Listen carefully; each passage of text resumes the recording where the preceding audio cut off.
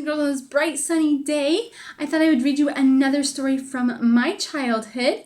So I have the book, The Store-Bought Doll. Store-bought means you buy it at the store. That makes sense, rather than something that you make at home. So we'll see if Christina really, truly loves her fancy store-bought doll. Once there was a girl named Christina who lived on a farm with her mother and father. Christina had a red and white rubber ball. She had a skipping rope and a calico beanbag. Calico just means it has different patterns on it, different colors.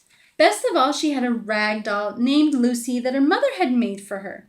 I like this story because my mom had also made me a fun little what we call rag doll. But every morning, Christina helped milk the cows and feed the chickens, and she helped dry the dishes and sweep the kitchen. She had tea parties with Lucy. They used walnut shells for cups and little flat rocks for pretend cookies.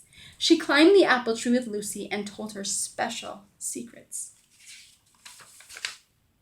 And every night after supper, she had a bath. Christina took Lucy to bed with her. She hugged Lucy and held her tight until they both fell asleep. One day, a man came to Christina's house. He was wearing a fine suit and a silk tie. "I'm having trouble with my automobile," he told Christina's father. "May I borrow some tools?" "Of course," said Christina's father. "Maybe I can help you too." He got his toolbox from the shed, and he and the man went down the road to fix the car. A little while later, Christina's father and the man drove up in a shiny automobile. "Thank you again," said the man as Christina's father got out of the car. "Glad I could help," said Christina's father. The next day, the man in the automobile came back.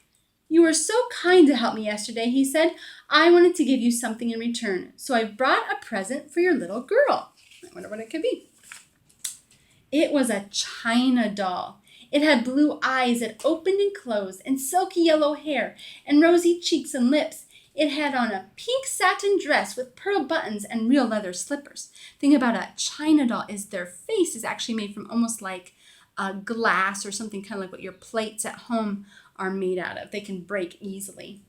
Christina could hardly believe her eyes. "It's so beautiful," she said. "I never had a real store-bought doll before. Oh, thank you." While the grown-ups sat on the porch and drank lemonade, Christina ran off to play with her new doll. She left Lucy lying in a heap on the steps. Poor Lucy. Christina brushed the doll's silky yellow hair. She rocked the doll in her arms and watched its eyes close and open.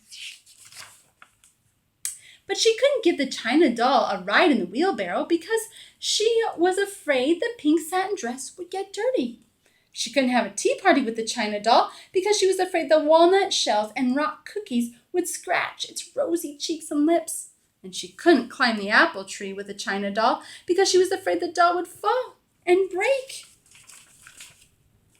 Late in the afternoon, Christina stood on the porch with her mother and father and waved goodbye to the kind man as he drove away. And that night, after she ate supper and had a bath, Christina put the beautiful doll in a corner of her room. Then she crept downstairs and picked up dear old Lucy. She took Lucy up to bed and held her tighter than ever until they both fell asleep. So I think about this story and I think about sometimes we think we want something really, really nice or we want something new.